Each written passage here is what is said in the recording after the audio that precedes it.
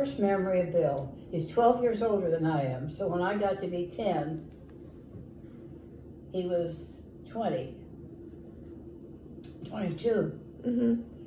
And he was dating a girl from Monticello College. It's the first time I heard the name Monticello, And I'm wandering around the house just, listening to what's going on. Mm-hmm. And my memory of him is he was so happy.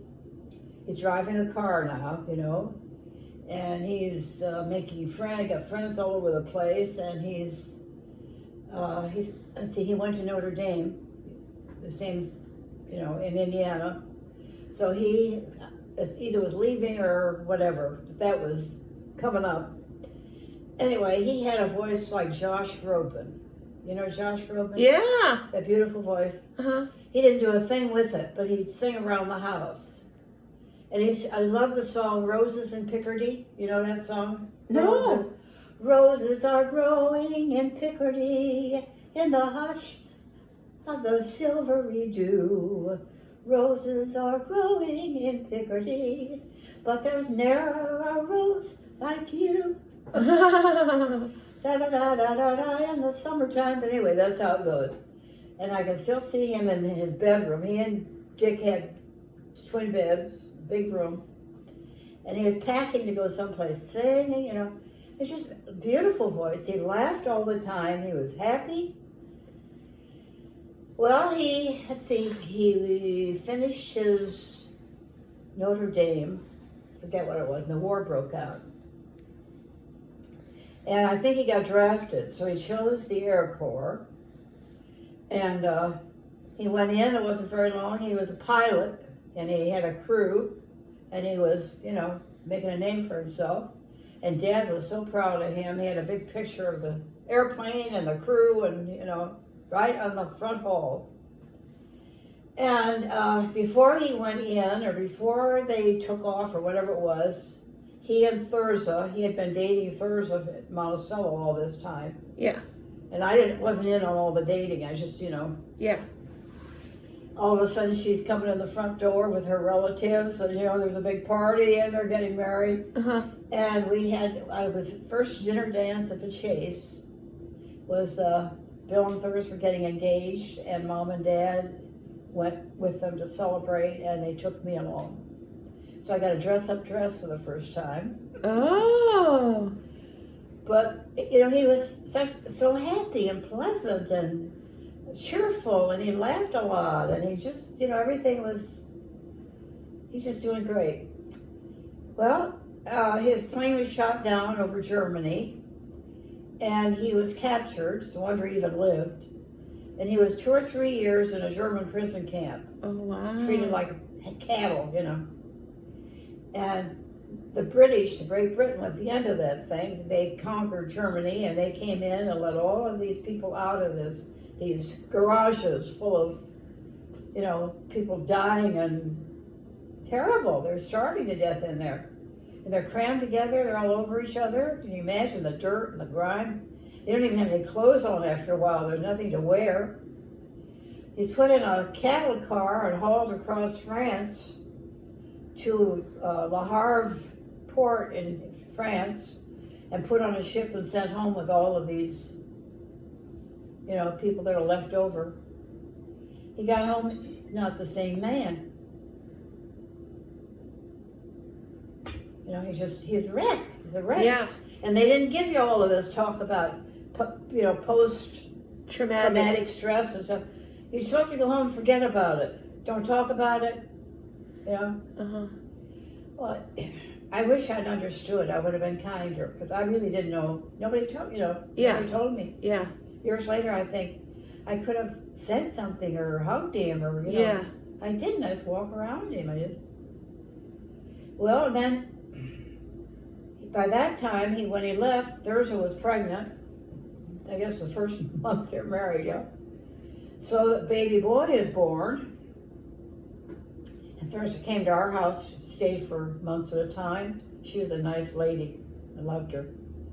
And she brought the baby, and Mom pitched in, and Mom loved babies, so she just took it over, washed him and fed him and carried on, Uh-huh. And Then she decided she had to go back. She's from Canton, Illinois.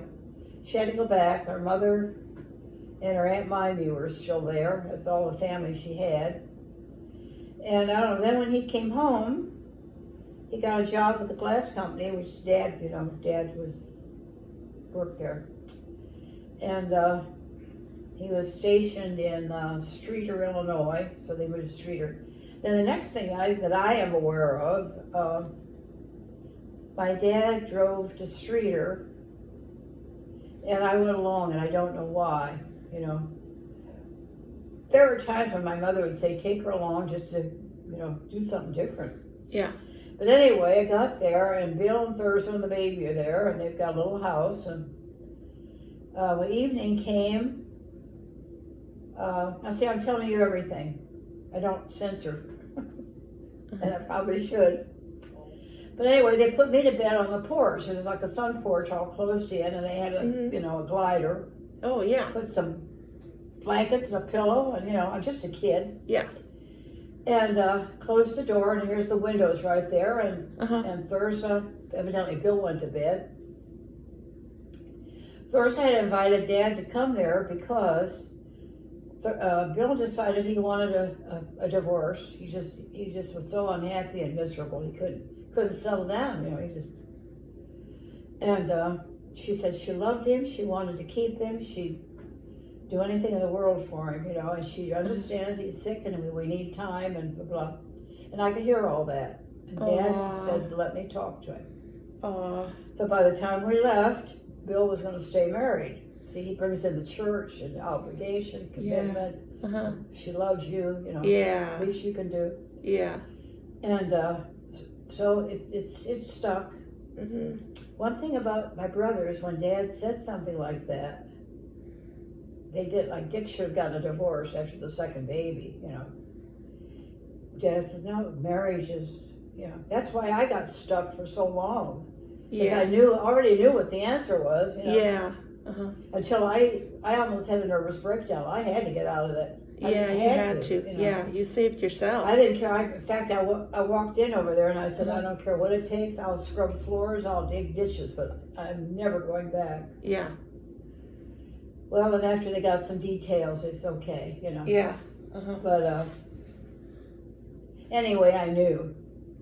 And Dick stuck with his wedding when he should have left. He should have just parked it, you know. Yeah. Anyway, that's the story of Bill. And he went from a happy, fun-loving, sweet guy, generous and sweet, and just outgoing and fun to be around. He got himself an old Ford, you know, with the rumble seat. And he and Dick were just having such a good time. My gosh, that thing, you know, it's just rattle, rattle, rattle. And they were polishing it and washing it, you know. They gave me a ride in the rumble seat. I'll never forget it. You know, riding along, I could see everything, you know. And it was so happy. Everybody was happy. But that war. Yeah. Bad. And then by the time the war was over, I was getting out of high school. There wasn't a single man within 100 miles. There's nobody to date. There's no parties. Nothing going on. You know, it was just timing, unfortunately. Yeah. Not much choice. None. Yeah. Wow.